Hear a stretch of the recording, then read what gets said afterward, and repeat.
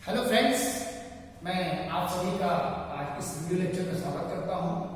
और आज कुछ ऐसे विषय पर हम लोग बात करेंगे जो बहुत ही बेसिक है और बहुत ही महत्वपूर्ण है।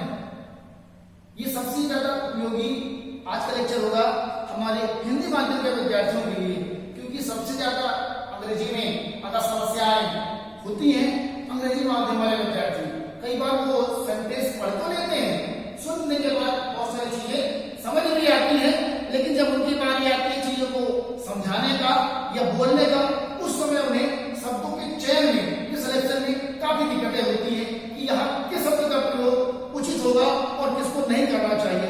आज इन्हीं दुविधाओं का निराकरण करने के लिए मैं आपसे कुछ आधारभूत शब्दों में बात करता हूँ। चलिए देखते हैं। पहला चीज आती है सब्जेक्ट।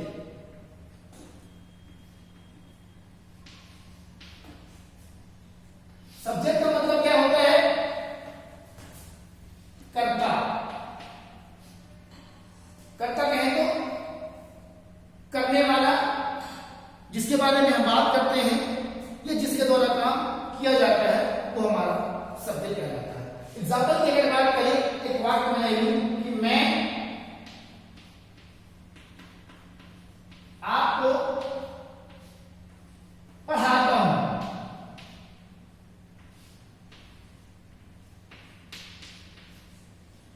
यहां पे दो चीजें हैं, एक मैं और एक आप। अब इस पूरे वाक्य में हमें यह समझने की आवश्यकता है कि सब्जेक्ट कौन है। तो सब्जेक्ट की मैं आपको परिभाषा जैसे मैंने बताया कि जो व्यक्ति काम करता है, जिसके द्वारा काम किया जाता है, कि जिसके बारे में हम बात करते हैं, वो सब्जेक्ट कहलाता है। अब यहां पर ये चीज थोड़ी सी आपको समझने की आवश्यकता पड़ेगी कि वो किससे पता चलेगा कि कौन काम करता है, किसके द्वारा काम किया जाता है, किसके बारे में हम बात कर रहे हैं। इसके लिए आपको हर कोई भी अगर हम बात कहते हैं उसमें कोई ना कोई क्रिया होती है। एक शब्द यहाँ पर होता है क्रिया, इसको हम अंग्रेजी में वर्ब कहते हैं। तो पहले मैं आपको थोड़ा सा उसके बारे में बता देता हूँ ताकि आपको इस क्रिया के आधार पर सब्जेक्ट और ऑब्जेक्ट दोनों बहुत ही सहजता से आप इसको समझ पाएंगे। क्रिया का मतलब होता है करना। जिस हिंदी शब्द से किसी कार्य के होने या करने का बोध होता है उसे हम क्रिया कहते हैं। और बहुत सहज शब्द में अगर मैं आपको बताना चाहूं तो जिस हिंदी शब्द के अंत में ना आता है उसे हम क्रिया कहते हैं। एग्जाम्पल के तौर पे दो चार शब्द आपको मैं बता देता हूं।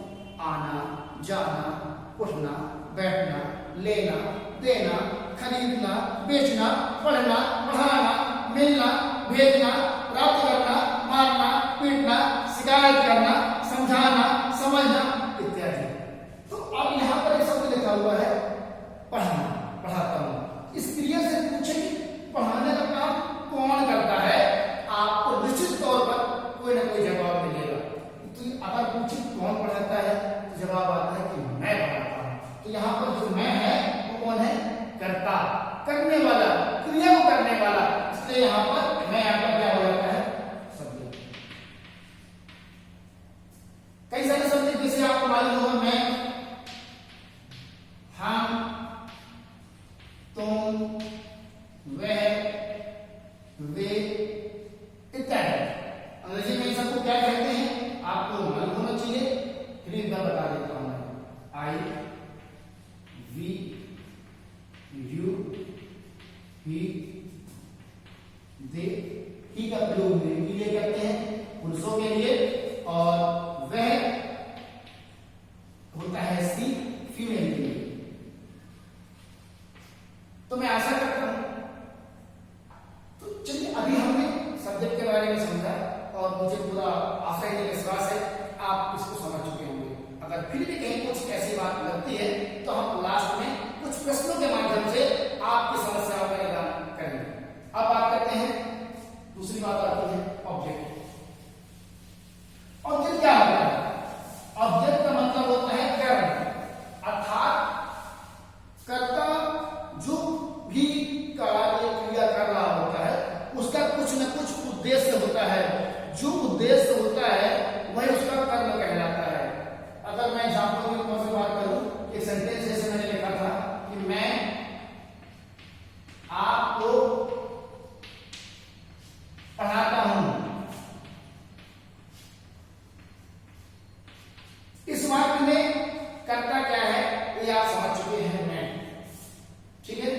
आपका क्या है, subject.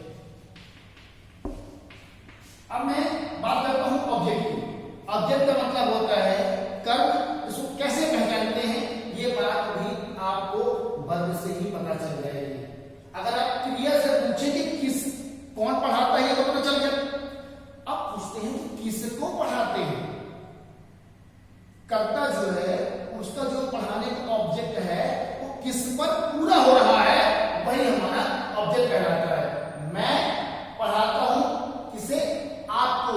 So you are the object of my work. तो मेरा जो पढ़ाने का कार्य है वो आप पर पूरा होता है, इसलिए आप यहां पर ऑब्जेक्ट बन जाते हैं। तो सेंटेंस पूरा बनता है ऐसे, आई टीच यू। तो अभी तो हम सेंटेंस की बात कर रहे थे, सिर्फ सब्जेक्ट और ऑब्जेक्ट की बात कर रहे थे। तो सब्जेक्ट और ऑब्जेक्ट ये दोनों बातें आपको यहां पर समझ आएगी। एक एग्जांपल और ले लेते हैं, इसके माध्यम से आपको इसे समझने में आसानी होगी। जैसे वह टीवी देखता है। एक वाक्य है वह टीवी देखता है। इस वाक्य में क्रिया हो रही है देखना। कौन देख रहा है, वह क्या हो जाएगा, सब्जेक्ट। क्या देख रहा है, उसका देखने का जो कार्य है किस चीज पर पूरा हो रहा है, टीवी के ऊपर। किस पर, टीवी के ऊपर। तो आपका टीवी क्या हो जाता है, उसका ऑब्जेक्ट। इस तरह से कर्ता का काम जिस पर पूरा होता है वह हमारा ऑब्जेक्ट हो जाता है।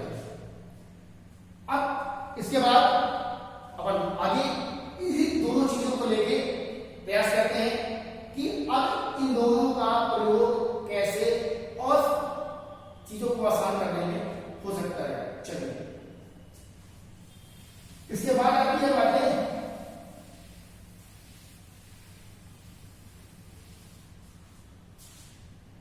आपने देखा आई सब्जेक्ट होता है। फिर बात करते हैं आई का मी ऑब्जेक्ट होता है।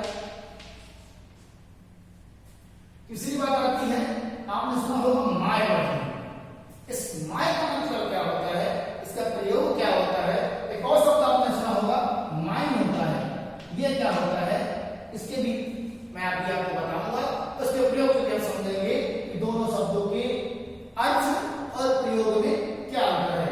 पहले तो मैं बता दूं कि इसको बोलते क्या है। माय जो होता है ये होता है पॉजिटिव एडजेक्टिव, और माइन जो होता है ये होता है पॉजिटिव प्रोनाउन।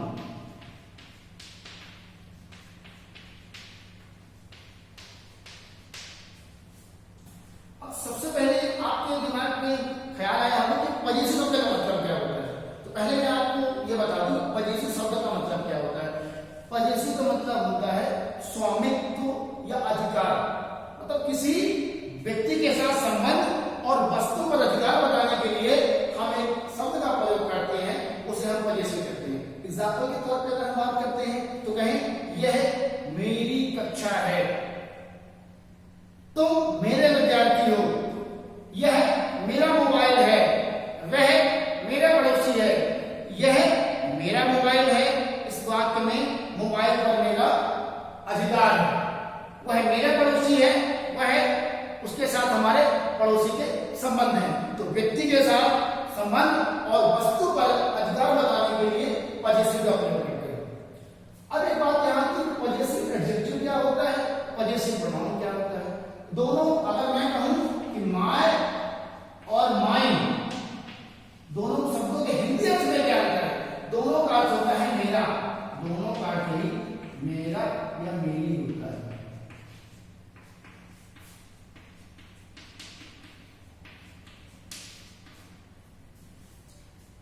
अब माय क्या होता है आपका पॉजिटिव एडजेक्टिव। जैसा मैंने कहा, एडजेक्टिव का मतलब होता है कि वह शब्द जो किसी नाउन या प्रोनाउन की विशेषता बताते हैं।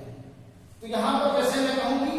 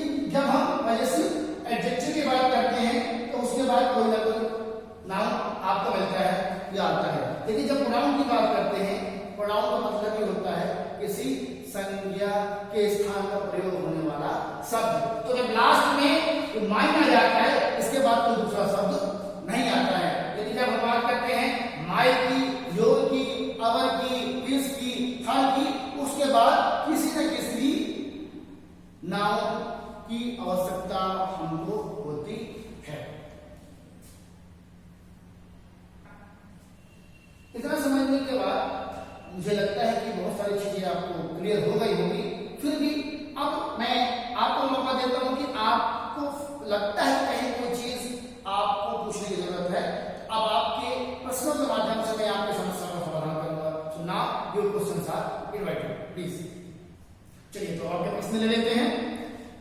Sir, my first question is how to identify subject and object in Hindi sentences, and my next question is how to identify possessive pronoun and possessive adjective. I want my answers. चलिए, जैसा कि अभी आपने प्रश्न पूछा कि हिंदी वाक्य में सब्जेक्ट और ऑब्जेक्ट को कैसे पहचानें, दूसरी बात आपने कहा कि what is the difference between possessive pronoun and possessive adjective. तो चलिए मैं आपके प्रश्नों का निदान करता हूं, देखते हैं। आप अभी सब्जेक्ट और ऑब्जेक्ट को समझाया आपने, पुनः एक बार मैं आपको समझा देता हूं, कोई बात करेगा हूं। इसे लेते हैं कि वह मुझे बुलाता है, एक सेंटेंस है। दूसरा है मुझे उसके पास जाना है। अब इन दोनों वाक्यों के माध्यम से मैं आपको यही बताने का प्रयास कर रहा हूं कि हिंदी में आप सब्जेक्ट और ऑब्जेक्ट को कैसे अलग से छांट पाएंगे। आप देखेंगे कि पहले वाले वाक्य में ये मुझे यहां पे लिखा हुआ है, दूसरे वाले वाक्य में मुझे स्टार्टिंग में दिया हुआ है। जबकि मुझे का हिंदी मतलब आई मींस मुझे होता है, मैं भी होता है, मैंने भी होता है, मेरे भी होता है, बहुत सारी चीजें होती हैं। और मुझे का मतलब ऑब्जेक्ट भी होता है। इसको अगर मी ऑब्जेक्ट की बात करें तो मी का मतलब भी मुझे होता है। अब देखें कि आपको वर्ग बताए, मेरे बताने से आपको समझ में तो आएगा ही, अच्छी बात है, पर मेरे से ज्यादा आपको वर्ग समझाया गया कि सब्जेक्ट कौन है, ऑब्जेक्ट कौन है। तो आप एक बार इस वर्ग से अच्छा व्यवहार बना लेंगे अगर, तो आपको कहीं भी समस्या नहीं होगी। तो इससे पूछिए वर्ग क्या है, बुलाना। कौन बुलाता है, बुलाने वाला कौन है, आपको जवाब मिलता है कि वह। बुलाने वाला कौन है, वह। यह कौन है, सब्जेक्ट। काम करने वाला कौन है, किसे बुलाता है, उसे बुलाने का काम, जो क्रिया बुलाना है वो किस पर पूरी होती है, मुझ पर, मेरे ऊपर। तो मुझे बुलाता है, यहां पर मुझे जो है वो क्या है, ऑब्जेक्ट हो जाएगा। ठीक। इसी तरह से अगर हम दूसरे वाक्य की बात करते हैं तो हमने लिखा है कि मुझे उसके पास जाना है। वर्ब क्या है, जाना।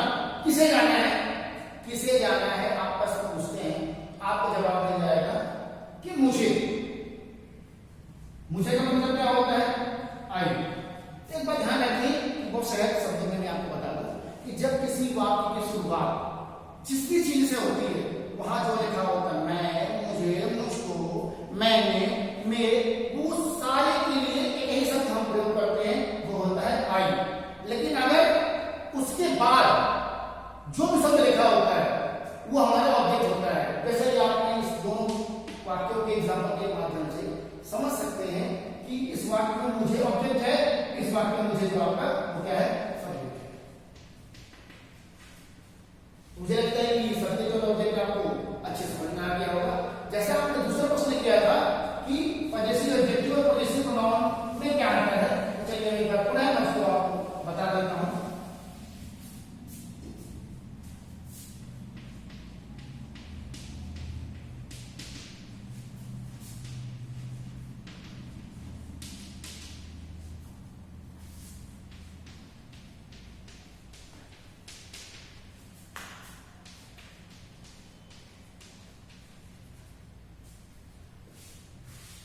एडजेक्टिव पॉजेसिव की भाषा जैसे मैंने आपको आपको बताया कि पजेसिव का मतलब होता है अधिकार या स्वामी संदेशक। जैसे माय, योर, देयर,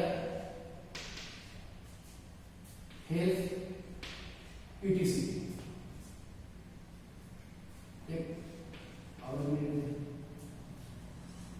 अगर एडजेक्टिव की बात करते हैं कि माय के बाद कोई ना कोई नाउन आपको मिलेगा। एग्जाम्पल जैसे my book, your mobile, their work, his car, our problem. तो ध्यान रखें कि ये दोनों इकट्ठा अगर बात करते हैं तो ये जो बुक बताता है कि बुक किससे संबंधित है, मोबाइल से आपको बताता है किसका है, किसका इसका अधिकार है। काम किसका अगर बात करते हैं तो आपको समझ में आता है कि उनका काम है। काम की बात करते हैं समझ में आता है किसकी कार है, आपको जवाब मिलता है इसका मालिक कौन, वह है। समस्या की बात करते हैं किसकी समस्या है, आपको समझ में आता है कि हमारी समस्या है। अब इसी प्रकार अगर हम बात करते हैं प्रोनाउन की, प्रोनाउन के बारे में जैसे आप भली भांति जानते हैं कि प्रोनाउन वह शब्द होता है जो किसी नाउन के स्थान पर प्रयोग होता है। मींस प्रोनाउन के प्रयोग के बाद उसके बाद कोई शब्द नहीं आएगा। एग्जाम्पल के तौर पर मैंने कहा कि माय बुक, आप इसको अगर हम कहना चाहेंगे तो कहेंगे कि बुक माइन। सेंटेंस ऐसे बनता है, this book is, this book is mine. दूसरे का हम बात करते हैं,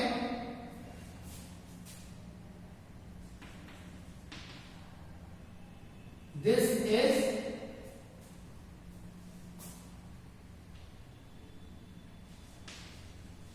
देयर वर्क। सेंटेंस था, अब इसको पॉजिशन के बात कर लेंगे, हो जाएगा दिस वर्क इज देयर्स। अगर हम बात करते हैं हिज की, तो हिज अपरिवर्तित रहता है, लिखा है this is his car, this is his car. ये आपका पॉजिटिव एडजेक्टिव में है, और इसी फॉर्म में जाएगा तो दिस कार इज हिज हो जाएगा। अब मुझे लगता है कि ये चीज आपको समझ में आ गई होगी। तो ये